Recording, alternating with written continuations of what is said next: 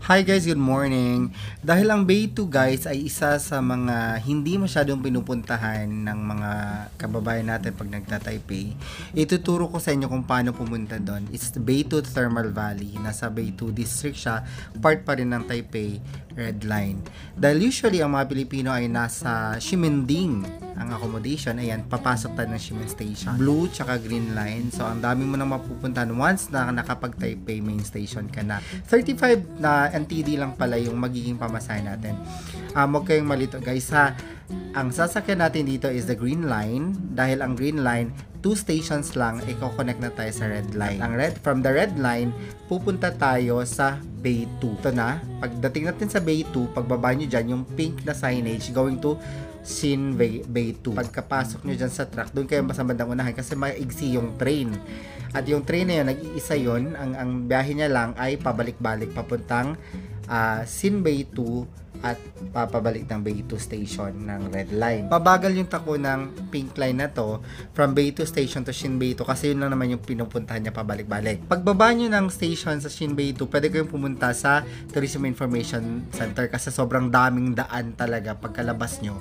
Pero ito yung building na yun, yung nakita nyo, yun yung Kitagal Cultural Center, yun lang sundan nyo. Tsaka may mga signages na makikita nyo tulad nito, 500 meters na lang ang Thermal Valley. Guys, ito kasi pumunta kami dito summer. I would recommend kung gusto nyo pumunta, gawin yung winter para mas hindi masyadong mainit at mas ma-appreciate nyo yung init ng Thermal Valley kasi nga malamig yung kapaligiran. I would advise, enjoy nyo lang yung paligid kasi once na nagmadali kayo o di kaya pinifeel nyo yung pagod ninyo, mas nakakapagod kasi medyo mahaba-habang lakaran.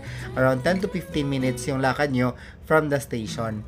Huwag kayong mag-alala kasi once you get here, meron namang 7-Eleven, may Family Mart, may KFC. And along the way, ayan, may makikita kayo. Ito na yung papasok ng Thermal Valley.